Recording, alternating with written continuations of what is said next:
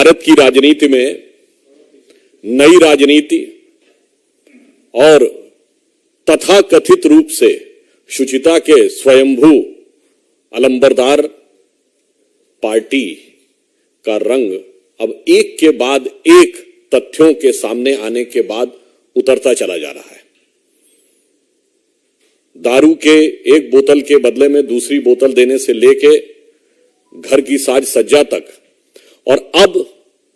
हाल ही में जो समाचार आए हैं कल न्यायालय के माध्यम से, जिसमें यह तथ्य भी सामने आ रहे हैं कि अब जो कुछ बातें उन लोगों ने बंद कमरों में की थी अब वो सार्वजनिक होती जा रही हैं और न्यायालय के समक्ष भी आती जा रही हैं। यह बात अब प्रामाणिक रूप से सामने आ रही है कि पूर्व उप मुख्यमंत्री सिसोदिया जी के सचिव के अरविंद ने बताया था कि सीएम की उपस्थिति में विधिवत यह निर्णय हुआ कि 2% से बढ़ाकर 12% किया जाएगा, जिसकी कोई भी आधिकारिक कारण अथवा कोई फैक्चुअल बेसिस अवेलेबल नहीं है। इसलिए हम यह पूछना चाहते हैं कि कट्टर ईमानदार के अजीबोगरीब किरदार श्री केजरीवाल जी कृपया ये बताएं कि वो 2 से 12% का निर्णय, चूंकि अब यह बयान में आ चुका है, तो आपने कब, कैसे और किन नियमों के आधार के ऊपर लिया था। फिर इतना ही नहीं है, यह भी बात आई है कि समीर महेंद्र से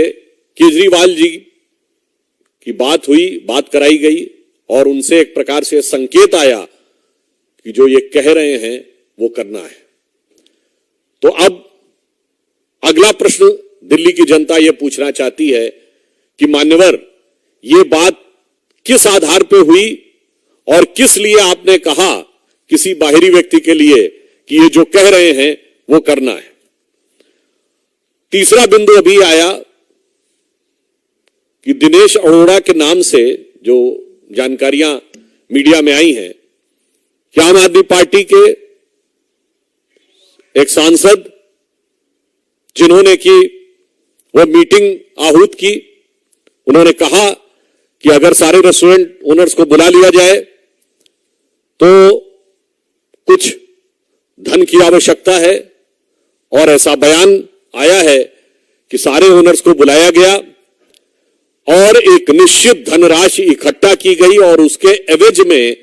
सरकार ने यह कहा कि रेस्टोरेंट्स की टाइमिंग में परिवर्तन कर देंगे। अब आप ये समझिए कि केजरीवाल जी और उनके संसदीय दल के नेता दोनों को यह जवाब देना चाहिए कि क्या टाइमिंग को बदलने का जो निर्णय हुआ था वो रेस्टोरेंट ओनर्स के लोगों के साथ किसी भी प्रकार की व्यावसायिक डील के तहत हुआ था। यह उत्तरोत्तर बात स्पष्ट होती चली जा रही है एक के बाद एक फैक्ट के साथ कि अब पैसे का इन्वॉल्वमेंट कमीशन बढ़ाने से लेके, सरकार के राजस्व को सैक्रिफाइस करने से लेके, सीधे रेस्टोरेंट के ओनर्स के साथ धन इकट्ठा करने तक के आरोप आते जा रहे हैं। और इसके बाद भी आम आदमी पार्टी यदि यह कहे